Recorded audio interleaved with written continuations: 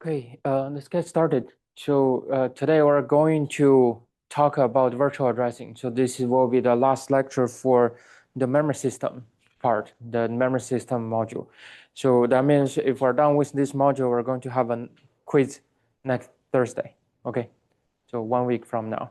So it will include the cache, the first cache lecture, which talks about set, ways, tags, index, this type of things. Then the second lecture, we talk about the MSHR and the writing policy. Then the lecture after that, it was cache coherency protocol. Then today we're going to talk about virtual addressing. So these 4 lectures content will go into the next quiz, okay? So let's talk about virtual addressing. Then I guess most of you know that our current systems work with 2 different set of address systems. One is called virtual addresses, one is called physical addresses. Then this didn't start from the very beginning. Then in earlier times, then we don't really have virtual addressing. We only have one set of address system.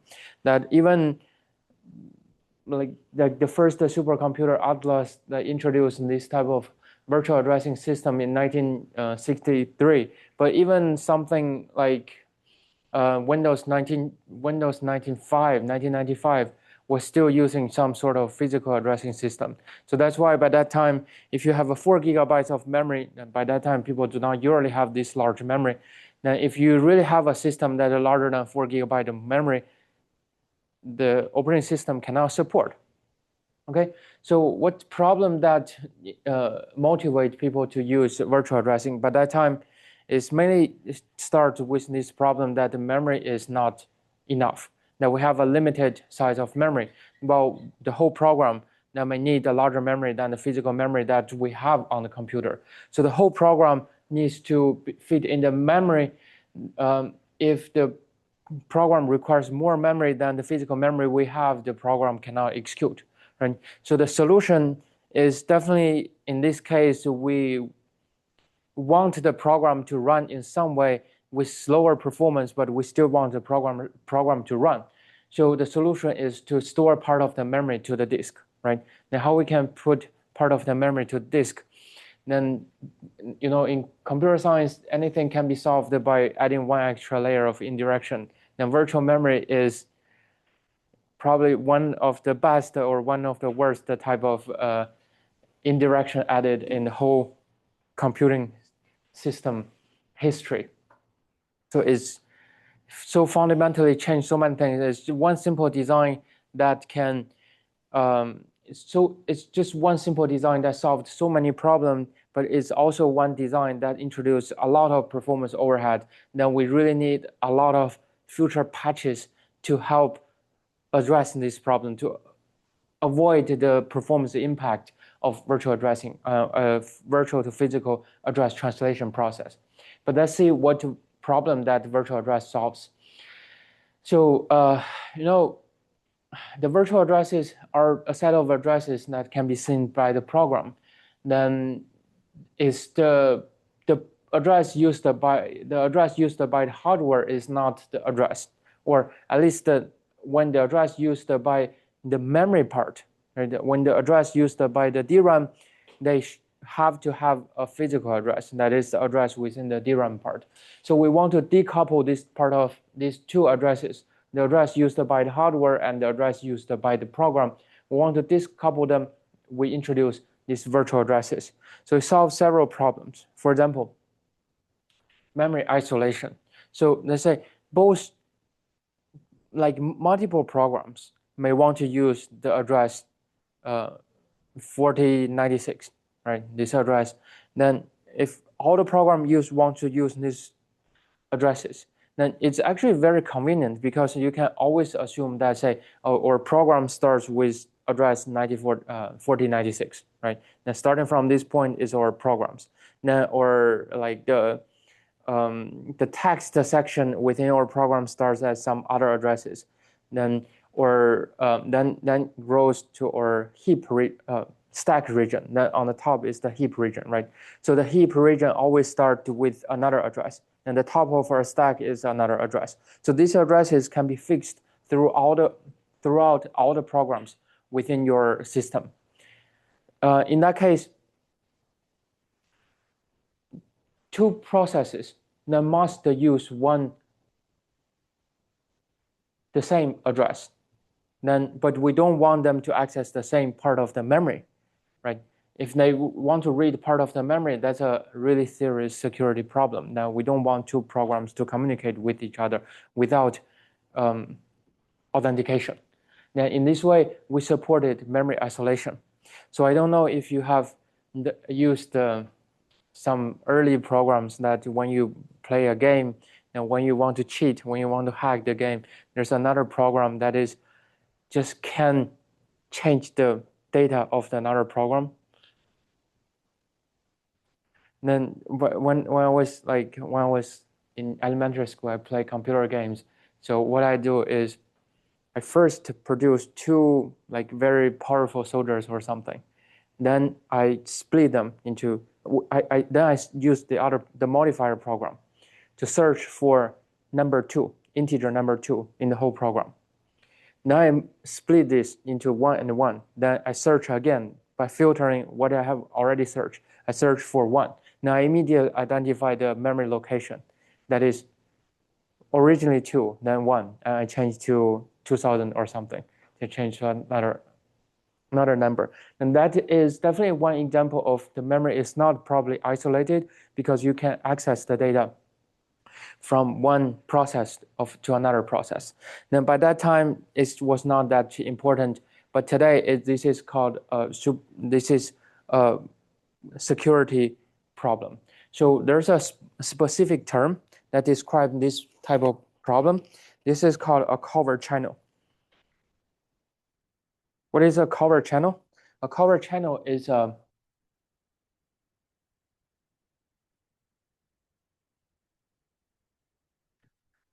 covert channel. A covert channel is something that is typically used in the security domain. Let's say you have one way that you can pass some information from one process to another process. Okay, so there's some cover channel that is really easy to exploit if you do not have virtual addresses, that you can directly access the address.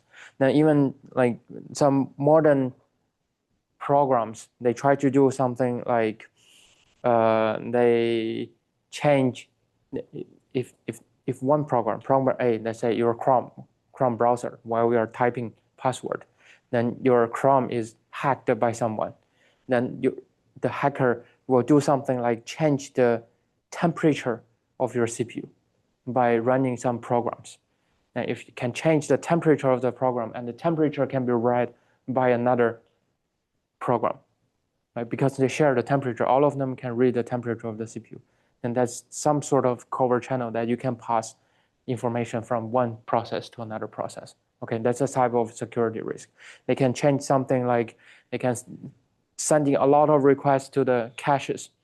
Then so reading the data is getting slower than using this type of if the reading the data is faster or slow to pass some information from one process to another process. Those are all hard to exploit covert channels today. That's definitely something that we don't want to just consider. If you have a Chrome browser, you never want your password to be read by another program.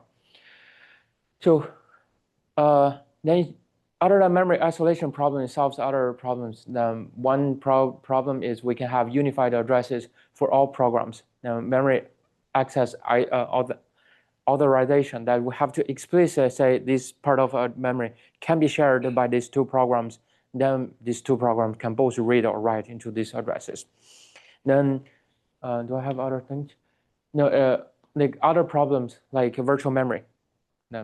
Virtual addressing and virtual memory are two different things. Virtual memory are kind of Windows terms. That means you can store part of your memory into your hard drive when you are using too much memory, right? So you can have a dedicated file that's several gigabyte size that when your memory overflows, it can be stored into the hard drive.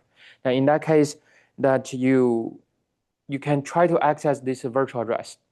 Then when you're doing the translation, you realize your system realize, okay, this page this part of address is not currently in the memory, it's somewhere in hard drive. Then it swaps in and swaps something out so that they perform this type of operation. That's why when you have very high memory pressure, that when you're using a lot of more memory than your physical memory limitation, your computer will still run.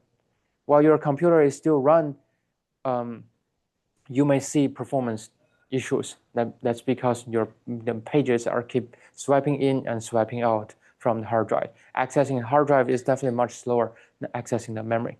Right? Those are all the problems that the virtual addressing can solve. So virtual addressing is typically done in this process. Then there's a virtual address translator. It can stay somewhere in your memory hierarchy. It can be part of the core, can be part of the memory, or can be part of every cache, or it can be an independent component. So this is only a logical component. Then on top of it, we use virtual addresses. Then at some point, we translate it into physical addresses. Then when we access the memory, we always want to use physical addresses. Okay, so if we talk about virtual addressing, then we have to talk about pages. So because we don't want to have we don't want to have byte by byte level translation. That's very annoying. So we want to have some granularity so that we translate once, then we actually know a region of memory. Then there's a trade-off between the sizes. Okay, so let's consider if we use a smaller size and uses a larger size, what's the advantage and the disadvantages? They say larger size, right? The larger page sizes. The larger the page size, then definitely it's easier to translate, right? The fewer chances we translate, because if we translate once, we actually automatically translated every byte within this page, right? Then but the disadvantage of a large page is your memory is probably more likely to get fragmented.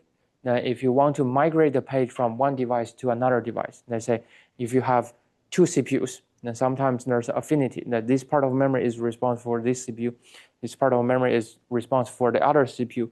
Then sometimes you really need to do this page migration, that you move one page, 4 kilobytes of data from one CPU to another CPU. Or sometimes you want to store it back to the hard drive. Then that 4 kilobytes is the unit that you store into the hard drive. So if you want to access that part of data, then while you have, say, 2 megabytes of pages, you really have to load the whole 2 megabytes to the memory. Then you can access a single byte from there.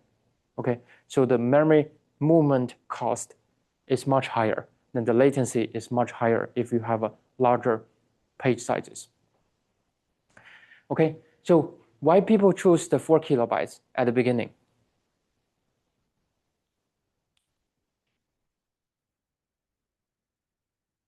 Or why 4 kilobytes is the most common page sizes? It's determined by the hard drive structure. Then the unit of reading and writing a hard drive unit is 4 kilobytes. Okay, so every time we read or write a hard drive, we read 4 kilobytes of data, then we load it into memory. So that's why it's a 4 kilobyte unit used as page sizes. But then later on, as we access more data, or CPU and GPUs get faster and faster, this 4 kilobyte cannot really fulfill the requirement. That because translation is becoming a more and more performance bottleneck of the current system. So we want to reduce the times that we translate the addresses. So today, CPUs and GPUs are more likely to support larger page sizes. And I know for NVIDIA GPUs, the maximum page size that we can support is 2 megabytes. Okay, I'm saying 2 megabytes is not a random number. Then 2 megabytes is the other extreme. Then, but it definitely will cause some problems. So people typically use somewhere in between, like 16 kilobytes or 32 kilobytes or 128 kilobytes as a mid ground for the page sizes that we want to use today. Okay, then another thing that I didn't show here is process. What is a process? So there's a few terms that you may heard. Process, thread, and context. What are the relationship between these three terms?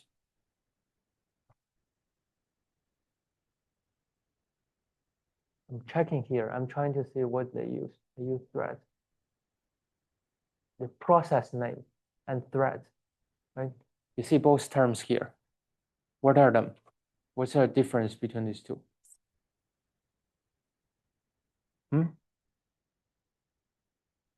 Yeah, process contains threads, right? So I'll put it down. Now, what is context? So context is more used in the term of context swapping. That means the CPU is executing with thread. So for most of the time, you can consider context equal thread for most of the operating systems, although they may have, in some operating system, they can be different. So they're just more likely to be used in different environment, in different context, okay, the different language context. So then we can get rid of context. Now, what's the difference between a process and thread? So should you, when you write a program, should you start a process or should you start a thread? Let's say for Chrome browser, if you start a tab, right? You should start a tab. Should the tab reside in a new process or should it be reside in a new thread? Right? You can see here, there's some, say, there's a Chrome helper, right? There's probably Chrome, Google Chrome helper, Google Chrome helper. So Chrome uses multiple processes, right?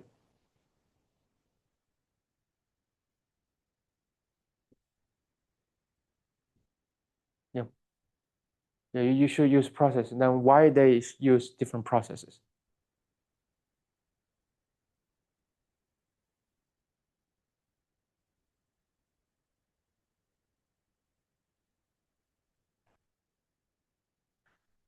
Even if you don't have multiple processes, you can have a lot of threads. Then you can always group, say, oh, this group of threads belongs to this tab. This group of threads belongs to this tab, right? So, okay. So here, remember one thing. Process is a term related to virtual address spaces. Okay.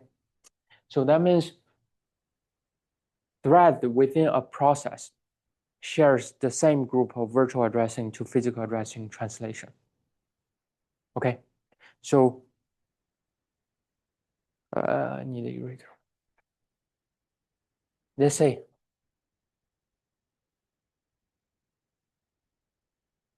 if I have two threads, P1, T1, and P1, T2. Okay, process 1, thread 1, process 1, thread 2. Then it's address 0, 1, 0, 0, 0, and here 1, 0, 0, 0. Okay, virtual address.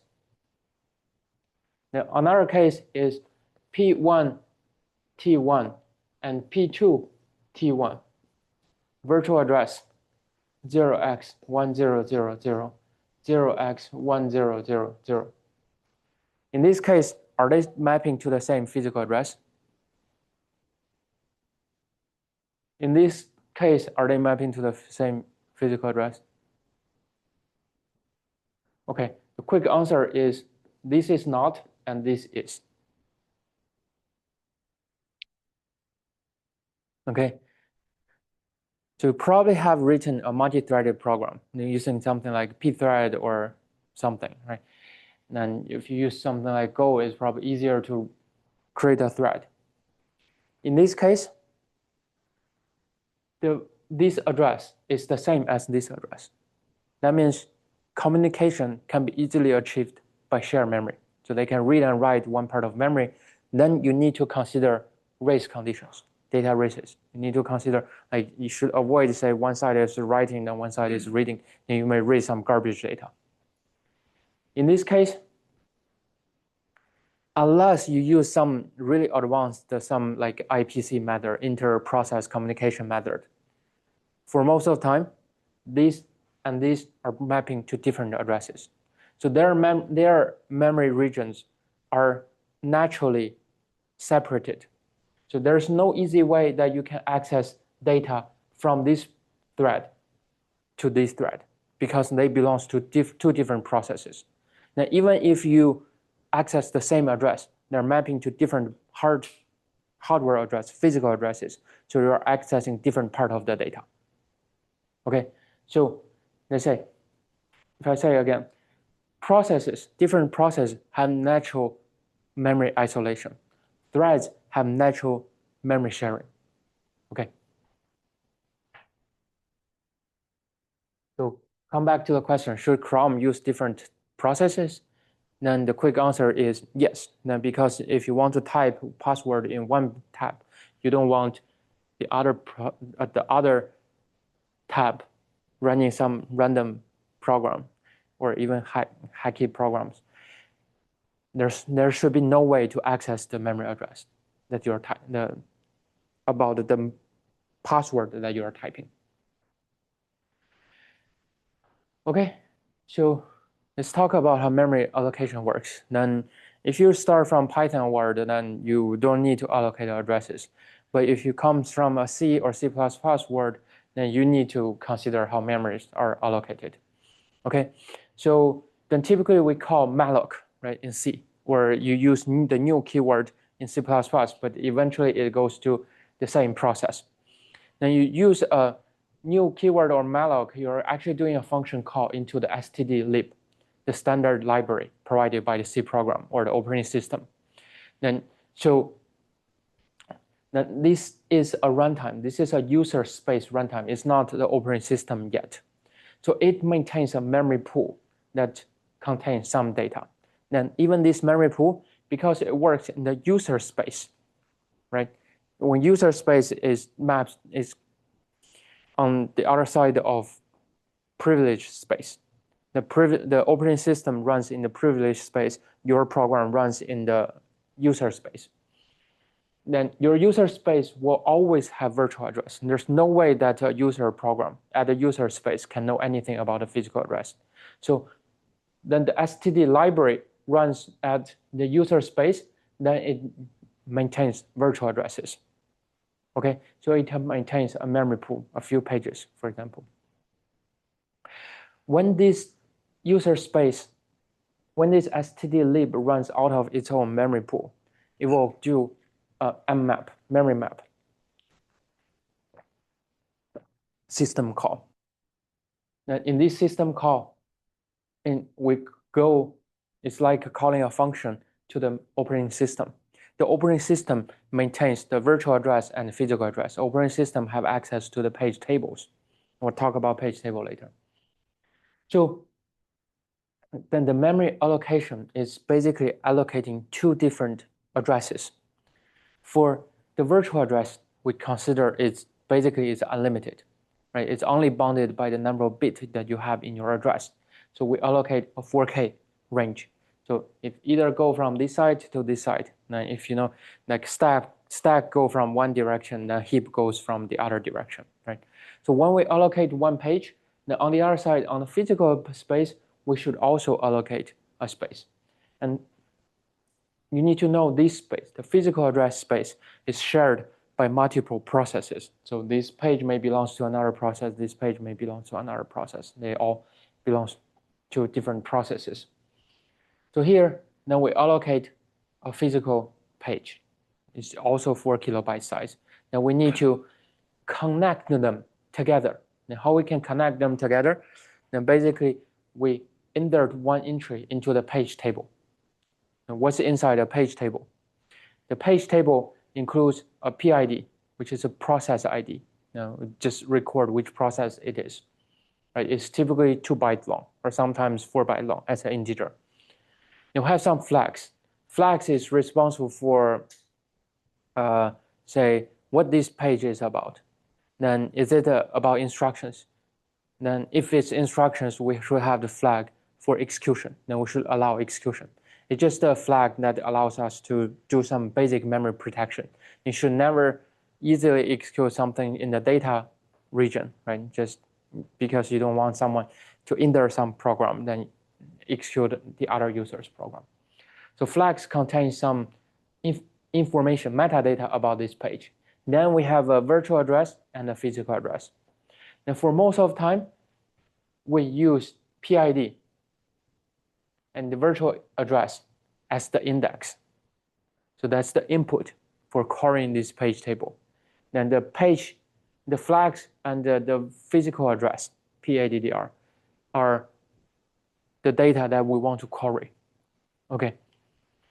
So whenever we want to access some data, we know which process that we're running for.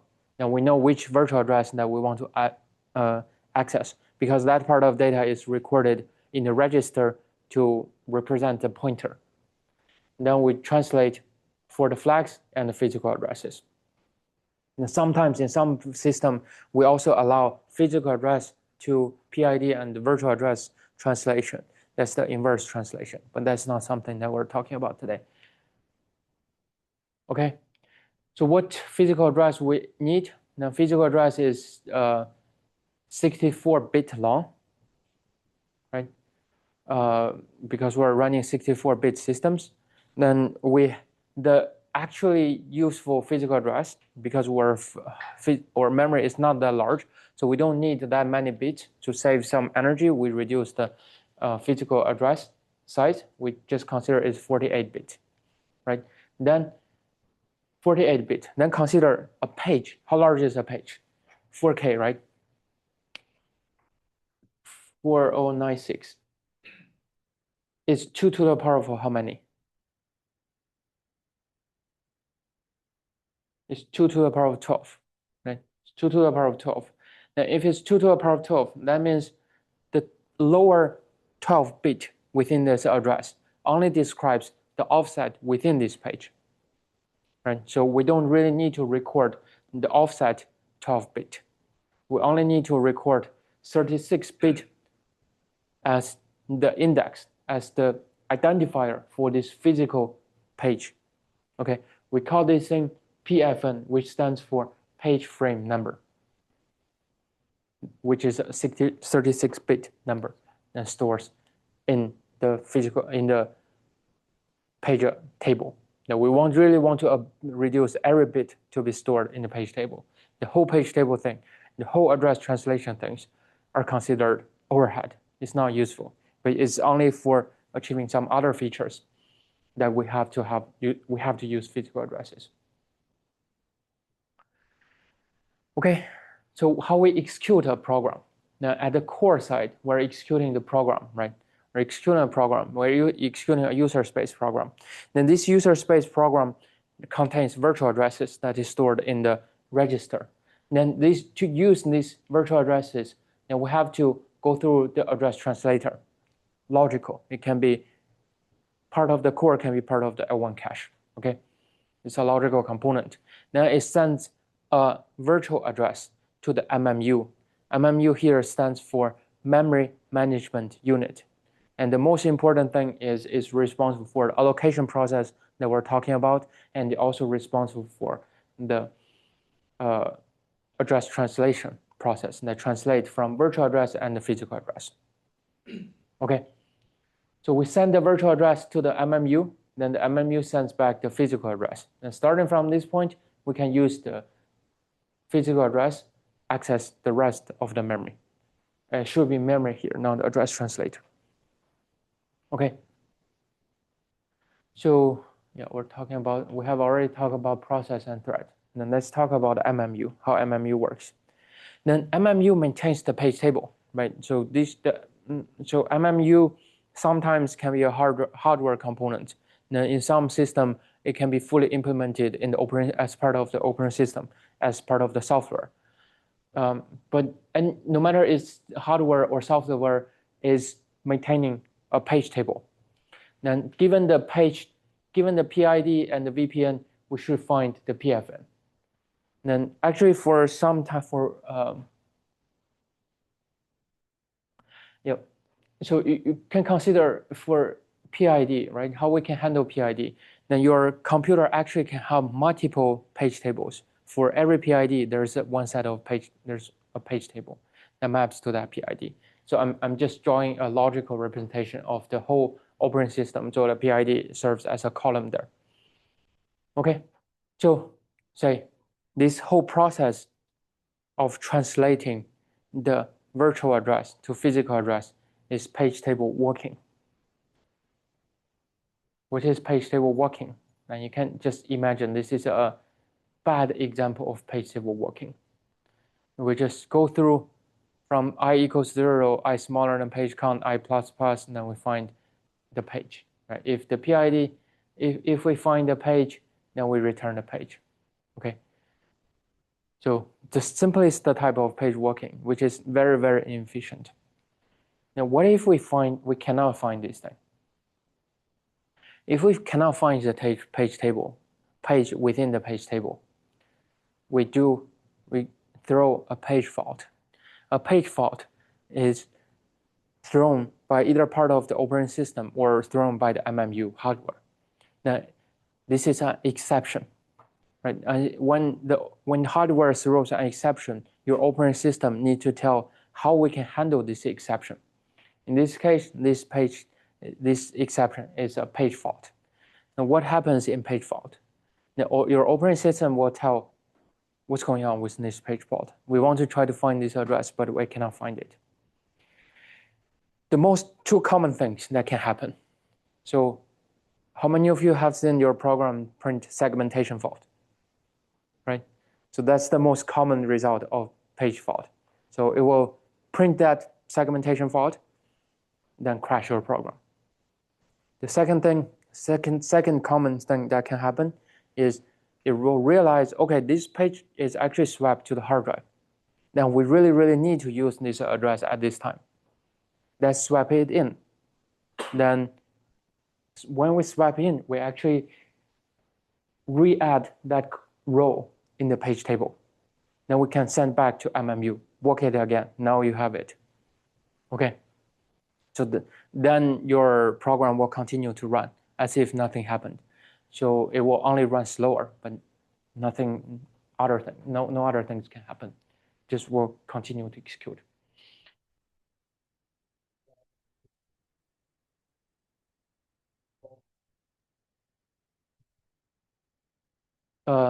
Since the page, whenever we have a page fault, it's no longer in the page table, right? So if it's in the hard drive, that means it's not in this page table. The operating system must maintain another table for the pages that is in the hard drive. So that second option changed to using the hard drive for temporary RAM. Yeah.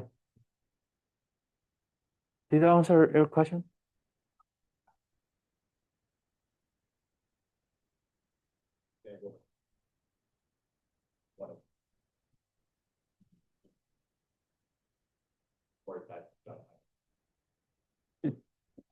It's pretty much done by every system. Windows, Linux, Mac, OS all support this type of operation. It's only the implementation detail is different.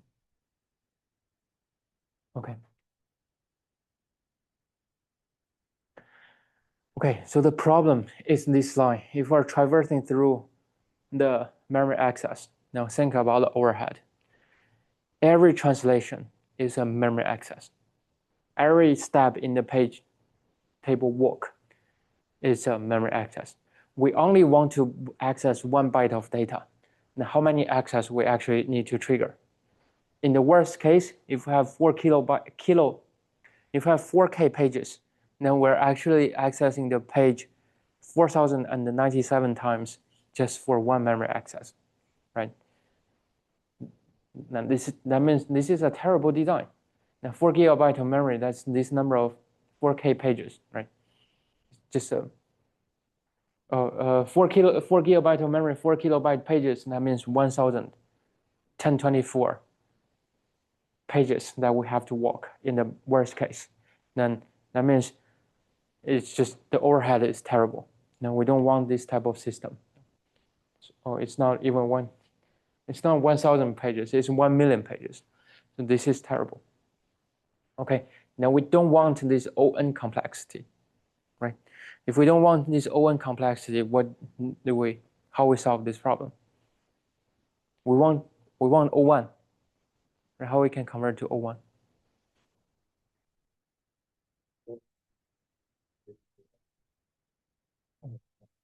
Yeah. Yeah.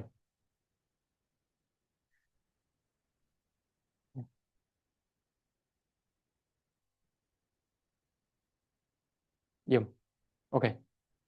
Two different solutions. We're going to go with two different solutions, but TLB definitely helps. But if you are considering from a software domain, then how can you deal with ON complexity? The immediate response is you need to change from a list or a linked list or array to a hash table, right? That should be the immediate response for all software developers. Now, but hardware can feel difficult to implement a hash table. Now, hash table is too complex. Now, I don't know if you have learned that even before introducing a hash table, we want to use something called direct access table, right? So we want to use a direct access table. What is direct access table? That means we just allocate a lot of space. Then we say, if this is the virtual address, we store it here. Never store it anywhere else. We just store it here. Okay, so that means we have a region of memory that's dedicated for the page table. This region of memory that we have a fixed location, that VPN 0 is stored here, VPN 1 is stored here, VPN 2 is stored here for every PID. Okay, then we can simply calculate the address by the initial address of the page table that belongs to this PID, just by adding, say, if one page table entry is 8 byte long, I'm making up, it differs by system. So if it's by 8 byte long, it's basically the initial address, then initial address plus the virtual page number multiplied by the page table entry size, right? So immediately we can find the location, then we know where we can find this address. Then, so basically, see here, we can directly find the location of the page. Then we don't need a loop anymore. So this is a O1 complexity, at least in temporal. Then what is the complexity of spatial complexity? Then the spatial complexity here, now we need to consider, we basically need 1 to 2 access per memory access. So consider we have 1 million pages, then 4 to 8 byte per entry per PID, then that's 4 to 8 megabytes in size. But remember, we consider the virtual address to be unlimited in size, right? So the 1 million entry is a very optimistic estimation. So we may have more entries. Now we also actually somehow set an artificial limitation for the virtual address size if you use in this way. So we need to consider something in between. Okay. So yeah, for 64-bit address, now we need 512 gigabyte page table per PID, which is not acceptable. Now for most of the hard drive, for most of the memory, we don't have this size. Most of the hard drive, we even struggle with this size. So what's the actual structure of a page table? We do it tier by tier, okay? So we already have this part, the PID. According to a PID, we have a page table base address. Okay, so we know where is the page table. Then in this page table base address, what we do is we arrange the entries by a region within this VPN, by a section of the addresses. In this case, is bit 35 to bit 22. Arrange this region for this table. Okay, then using this part of the address, we can find, okay, it matched to this one, for example. Then what it's actually storing is the next level of page table's address. Okay, so we don't immediately tell us the result, but we can go to the next region. Okay, the next region, we have address from 0 to 21 bit. Then here, there's another table that we can immediately find the flag and the PFN there. Okay, 2 levels. Then even by 2 levels, you'll find since you're not covering the whole address range, you don't really need these subtables for all the address ranges. Okay, if you're covering the whole address range, then you're spending more spaces.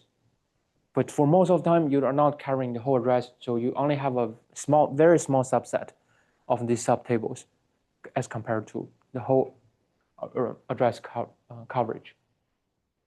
Okay, so in this case, we consider this region, it's a 4 megabytes of consecutive virtual address space. It's defined by this number 21.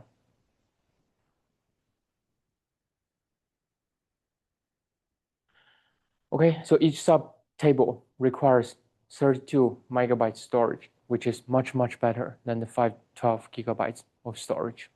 Okay, just by separating this thing, then we're significantly saving some overhead, storage overhead, or memory overhead for memory tables.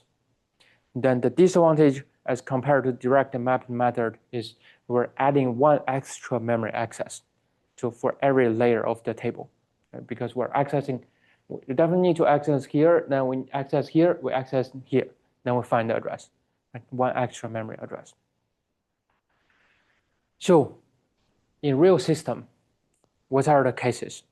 So the common setup are either 4-layer page table or 5-layer page table. 4-layer page table is organized in this way, 9 plus 9 plus 9 plus 9, or 5-layer is done by this way. It's just according to address ranges that we want to cover. Or sometimes that we can reduce some layers to number of bit now according to how many actual bits of address that we want to use. Okay, so consider this. For every memory access, how many times of memory that we need to access? 1, 2, 3, 4, 5. Now, in many systems, we can ignore that part. It's already memorized somewhere in the register. Then for this one, it's 5 times, right? So it just feels weird, right? For 1 memory access, we're accessing memory 6 times. So 5 memory access per translation, which is 200 cycles to 300 cycles. Just consider the memory is not heavily burdened. There's no long queue there. Okay, so how we can further reduce this? And the quick answer is something called MMU caches and TLBs. Okay, we have introduced TLB, we haven't introduced MMU caches. So they're both used for in real systems. Okay, so memory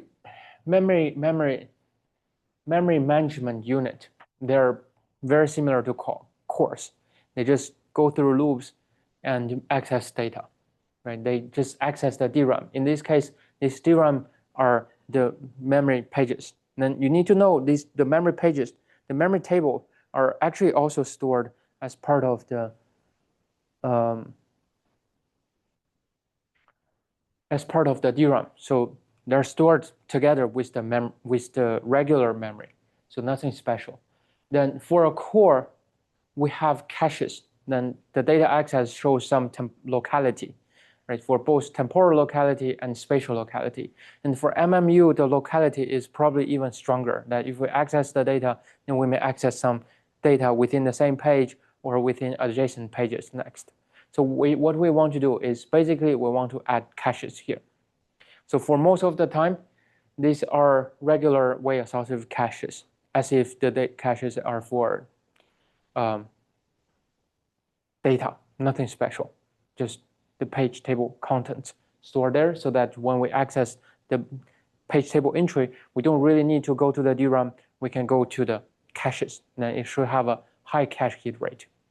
Okay, and sometimes there can be this MMU cache can even connect to multiple layers of caches, and sometimes that this MMU cache can be backed by regular L2 caches or last level caches there.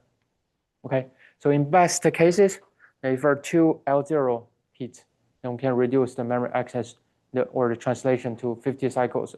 We'll assume the cache hit is, if the cache hit is 10 cycles in latency.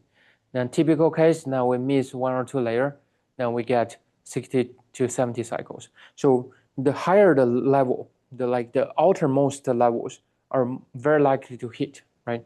The lower levels are less likely to hit because it spans to a larger range of address.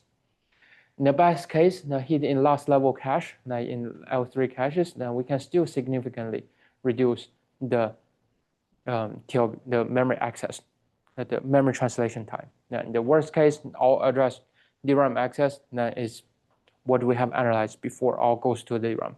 So if you can see this, we're actually using a simple mechanism to reduce the memory translation time significantly. If you consider one DRAM access is about 50 to 60 cycles, then if we can, in the best case or typical cases, we probably add the overhead, one-time overhead, right?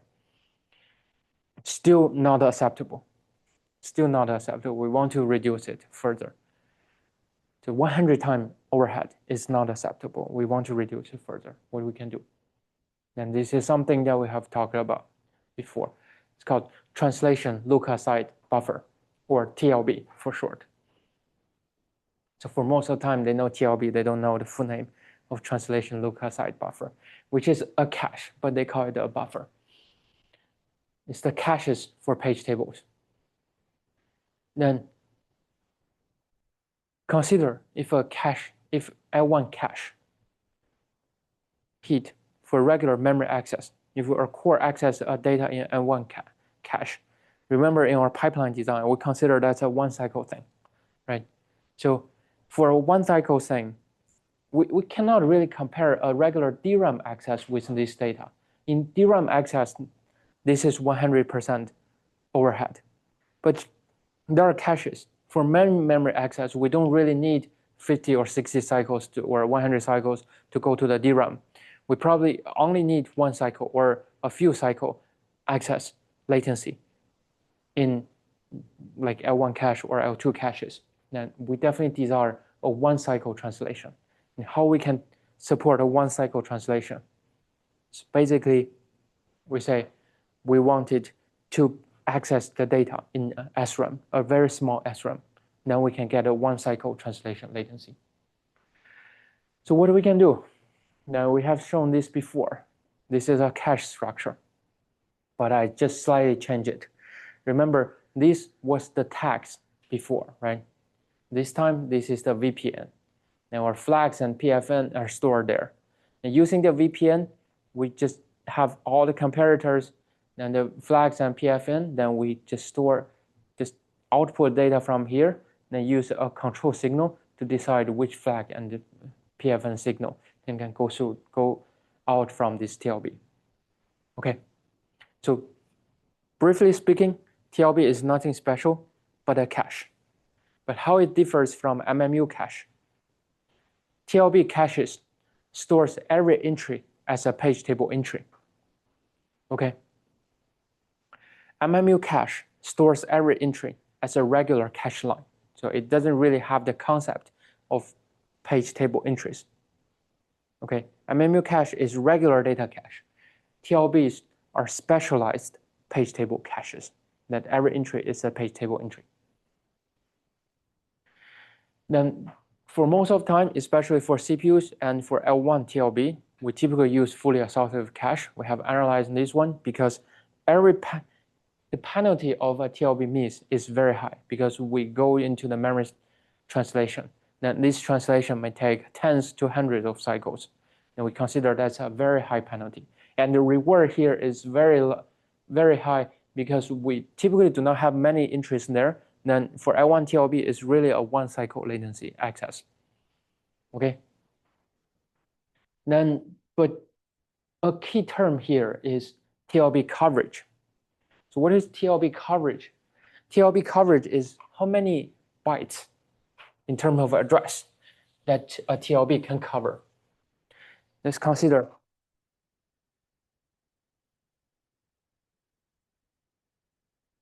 the page size is 4 kilobytes.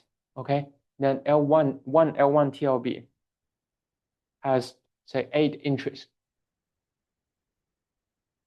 What's the TLB coverage? And the TLB coverage can be easily multiply these two numbers together. Right? Then 4 multiplied by 8, that's 32 kilobyte. That's the TLB coverage in this case, right? So TLB coverage is not something very fancy. Just simply multiply these two numbers together. But it's a very important matrix that describes how powerful this TLB is. Right? The larger the coverage, the more likely that we can get a hit in the TLB. Then TLB hit rate is very, very high. Because why? Because every entry is 4 kilobytes. And you probably need to process a very long time until you move to the next page, right? Because this is not a cache line. A cache line is 64 byte or 128 byte at most. This is 4 kilobytes. It's a lot, right? If you access data sequentially, it takes a very long time before you move to the next page.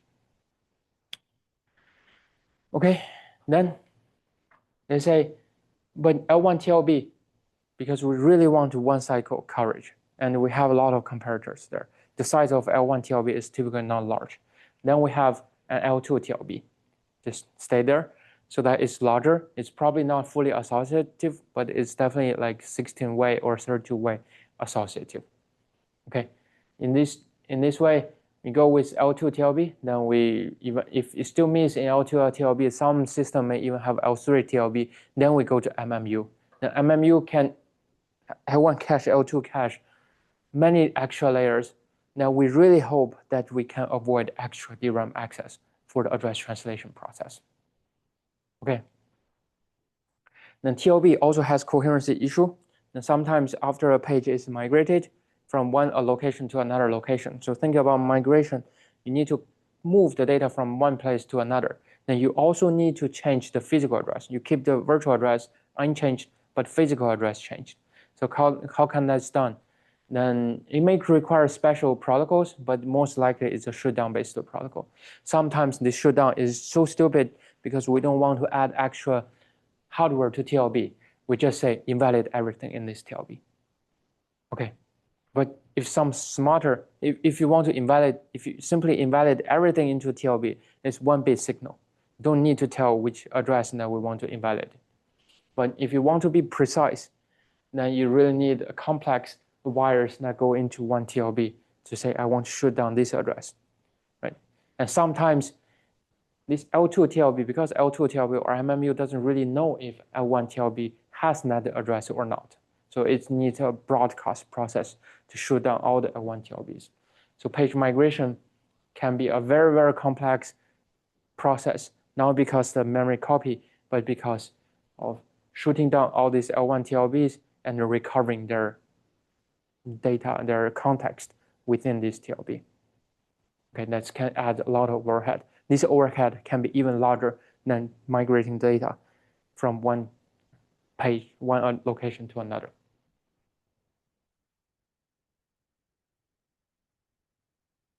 Okay, TLB coverage. So by the way, to increase TLB coverage, there are two different ways, right? Because there are two parameters. One is you can increase your page size. The other way is you can increase your TLB numbers, entry numbers. Okay, so then after introducing addresses, virtual addresses, we need to revisit caches, because previously we were just assuming caches uses physical addresses. No problem. That's totally okay. So that means we just translate before the accessing the first level of cache. But if you consider this case, if my cache has 100% cache hit rate, or close to 100% cache hit rate, accessing L1 cache is probably less than 5 cycles latency, right? Now, even my TLB can provide perfect memory access. Now, I may add 1 to 2 cycles extra overhead, right? Now, I don't really want to pay for this process. Can my cache actually use virtual addresses? Okay. In what case the cache should store physical address, and in what case the cache should store virtual addresses? Okay, and then the story is a little bit complex. Let's introduce. Let's remember one thing. In cache, we have tags and index, right? And offset. This is an address. Offset is easy, 12-bit. If we're not 12-bit, we're considering 64-byte, then the 6-bit. That's a small size. Then index. Index is a few bit that decides which set we need to go, right? Let's say if index is 0, 0, it's 2-bit, it's 0, 0, then we can only go to set 1. Or actually, I should write set 0. Let's bear with me, set 1, okay? If it's 0, 1, then it has to go to set 2. Then if I know it goes to set 2, then I have 2 different ways that we can go, right? So a few bits, typical lower bit, that determines which set that main cache line can go. Then the rest is the tag, is upper bytes. Now we know we eventually need to match the tags with the tags that stored as part of the cache line, right? The tags here with the request.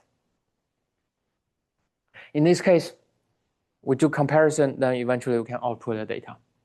Okay, so by default, we use physical address, no big problem. That means we have to do a translation before the caches. Then that means the address translator is here. It's logically here, it physically can be either part of the core or part of the L1 cache. Okay, then the address translator is here, it's connecting to TLB and MMU. That is performing the translation. That has 1 extra overhead.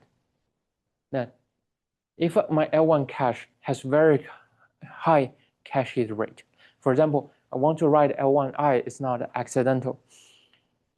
For instruction cache, because especially for GPUs typically run very small programs repeatedly, right? So the L1 cache should be very likely to cover the whole program. So we should rarely have any L1I instruction cache miss. That means L1 cache miss is typically something like 95 or even 99% of cache hit rate, right? So if we have very high cache hit rate, we wouldn't want to pay the extra translation overhead because there's no need to do that, right?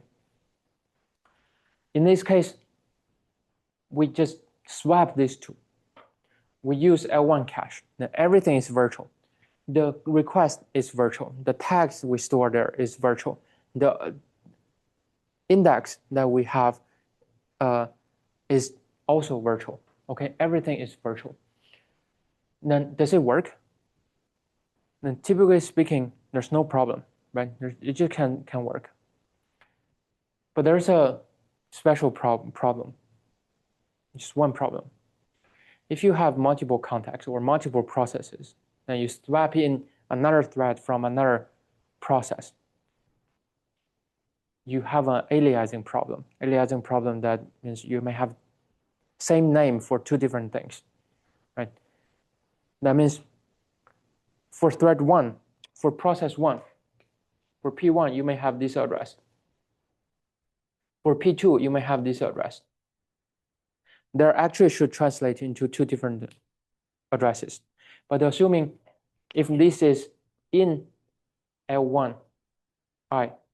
Okay, if this piece of data is in L1I, then I swap to P2 and want to access this address, and it's storing a virtual address. I will feel that's a hit.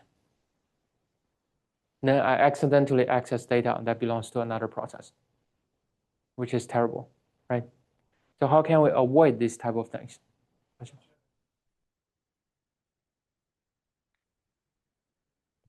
Yep, yep. That's one method. So method one, do I have method written there?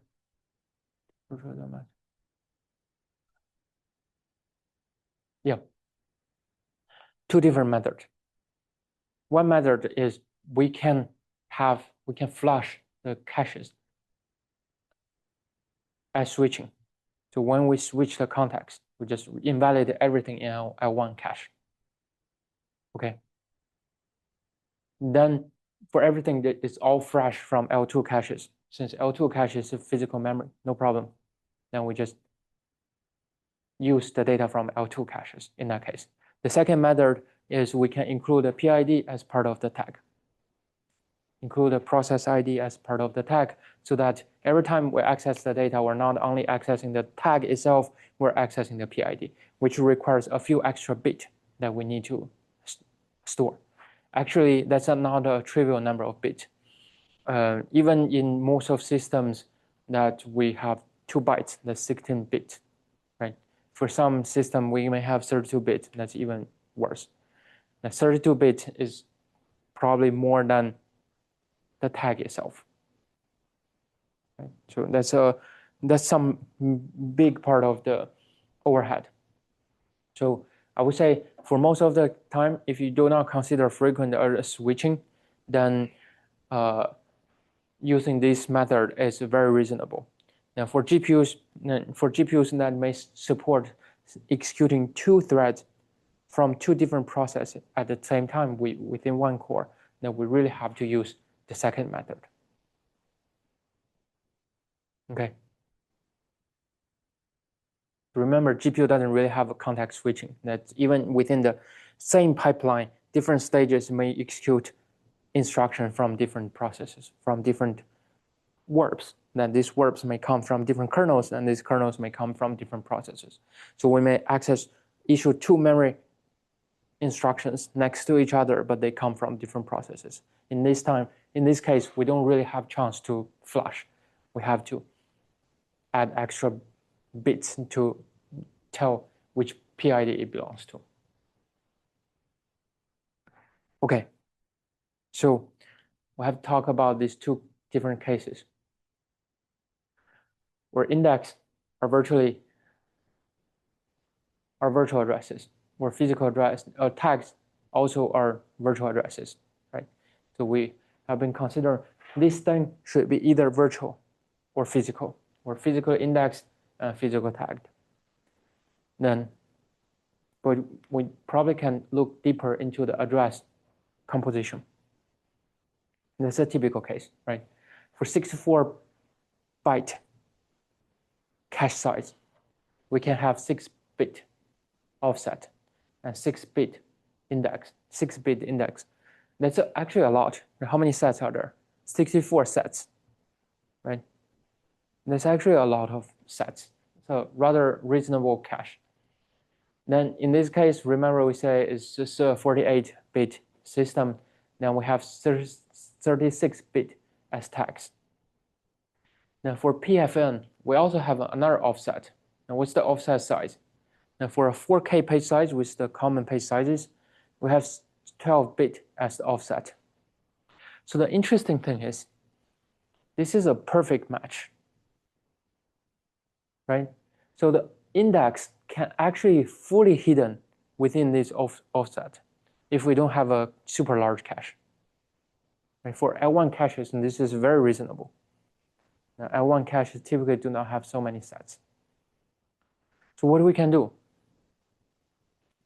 We can try this method, virtual index and physical tag. So virtual index, physical tag, or sometimes we say this is a virtually indexed, physically tagged cache. So let's see what we do. In VIPD cache, We first load the data. We don't even tell if it's cache hit or cache miss. We just directly load data. How we load data? We don't load a particular we don't load a particular cell. We load multiple cells. And this cell, the number of cells equals to a number of ways. Because this data, because we already know the virtual address, right? We already know the virtual address. So this virtual address, now we can take the 6-bit out of that. Now we can immediately identify which set that this data may come from, right? Just consider matching the tag is a fast process, but loading the data in reality in the SRAM array is a slower process. So what we do here is that we load the data from all ways within one set. Okay, we load all the data from all ways within one set. Then we just directly output them to the read buses. Okay, we read extra data to these wires. Then while we're loading the data here, we do the translation. We'll go through TLB, and hopefully we don't even need to go to the MMU or something. And since we say TLB also has a high chance of hit, right? So in this case, we send the VADDR here, then we can generate physical addresses. Then the loading process and the TLB lookup process can happen in parallel. And the comparison can also happen almost immediately.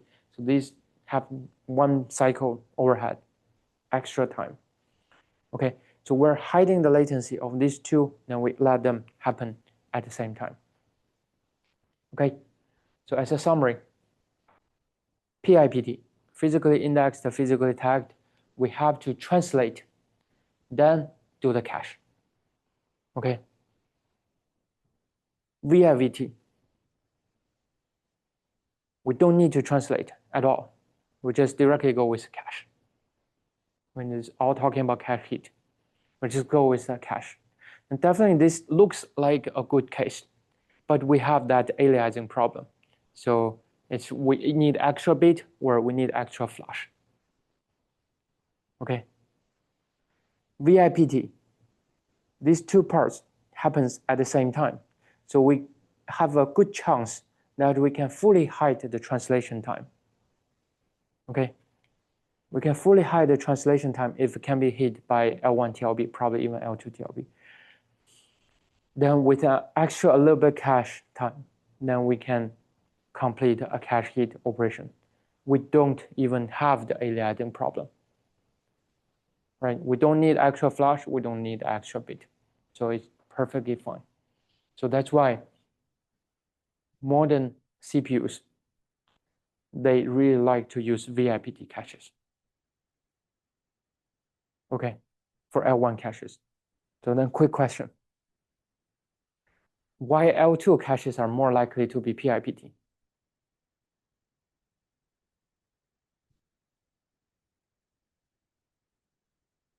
What's the hard limit for VIPT design?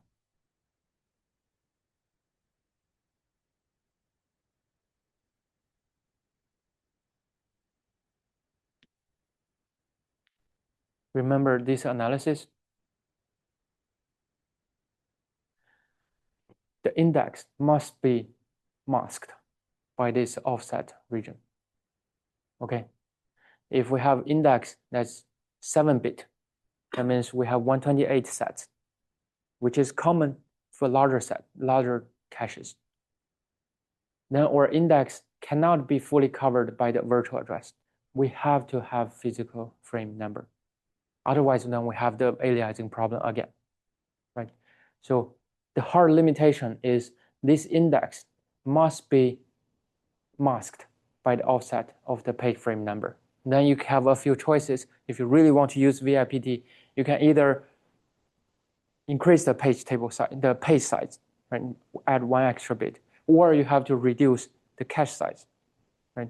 If you cannot do anything, you cannot do neither. If you can do neither of them, you have to go back to a PIPT or a VIVT, okay? But more likely for L2 caches, we want to do PIPT. Only L1 caches that want to use VIVT. Okay, now for super high cache hit rate, we don't even bother doing VIPT. Now we just VIPT is good enough. Okay, super high cache hit rate and without very frequent context switching, which is the GPU's L1 instruction cache. It's a VIVT. Okay, PIVT, I cannot imagine why it's useful. So it's not there. Okay. So, but these three are all commonly used. Now VIVT is probably the rare one. But at least the VIPT is the high performance L1 cache. The PIPT is the most common type of caches, especially for large caches, L2 caches, L3 caches. Okay, then that's all for today's lecture. Any questions? Other than, okay, so for GPUs, instruction cache is VIVT, okay? L2 caches are PIPT. Other L1 caches, it depends on hardware. But there's a general trend of moving from this direction to that direction in more and more recent version of GPUs. Then if you talk about early version GPUs, like early, that means before 2013, when NVIDIA still called their GPUs GeForce 256, something like that. This is not even a problem. They use physical addresses. Okay, so physical addresses in some cases is still a possibility, especially for some accelerators, because all these address translation, no matter how fancy it is, they're considered overhead. And we can only reduce overhead. We cannot go back to negative overhead. Right? The only way to eliminate this overhead is to go back to physical addresses. Then that will be introduced other new problems. Okay, but for accelerators, for GPUs, especially early stage GPUs, we don't need to consider context switching. We can only render one game. It's not a problem. Now later on, we're going to talk about NPUs, systolic array, CGRAs, then we're probably going back to physical addresses. And you will find the addressing system is even more weird. Okay, so that concludes this part, the cache, the memory system. Then I won't talk about memory consistency. I won't talk about DRAM. Then we have to stop here. Then there are two different topics, two modules that are residual for this semester. One is simulation, computer architecture simulation. The other one is spatial programming. So spatial programming is the thing I will talk about, NPUs and stuff. I think today it's necessary to introduce this type of hardware. And then a few years back, it's probably not that important. So we're going to allocate at least 3 to 4 lectures for spatial computing, for NPUs, CGRA, TenstorRent, this type of devices, and non-traditional devices. Okay, that's the plan for the rest of the semester. So I know I owe you one lecture for the advanced pipeline design. So, but let's finish this part. Let's have the quiz and the homework for the memory system first. Now let's see if we have a chance to go back to that point or not.